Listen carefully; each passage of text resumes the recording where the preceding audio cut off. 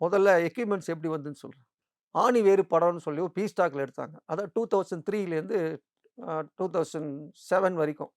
5 years B stock.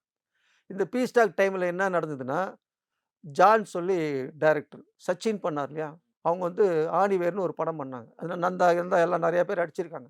அப்போ வந்து equipments சென்னையில இந்தியாவிலேருந்தே கொண்டு போயிட்டாங்க. கிரெயினு, அப்புறம் கேமரா அந்த படத்துக்கு தான் வாங்கப்பட்டது. அந்த கேமரா அங்கேருந்து பர்ச்சேஸ் பண்ணி அந்த படம் ஃபுல்லா பண்ணாங்க. ஆனா பக்கா குவாலிட்டி. 4Kல இருக்கும் அந்த குவாலிட்டி. அப்பயே. அப்பவே அந்த குவாலிட்டி இருக்கும். அந்த கேமரா பர்ச்சேஸ் பண்ணி அதில படம் முடிச்சதுக்கப்புறம் அதுக்குன்னு ஒரு பாக்ஸ் இருக்கு. நம்ம பேக்ல போட்டு போறதெல்லாம் கிடையாது. அந்த பாக்ஸ்க்குள்ள தான் வைக்கணும். அத கொண்டு போய் ஆன் பண்ணி வச்சிரணும். அது வந்து உள்ள இருக்க பொல்யூஷன்லாம் எடுத்துட்டு கிளியர் பண்ணி வச்சிருக்கும். அந்த பாக்ஸ். அது உள்ள தான் இருக்கும். அந்த பாக்ஸ்ல தான் இருந்தது.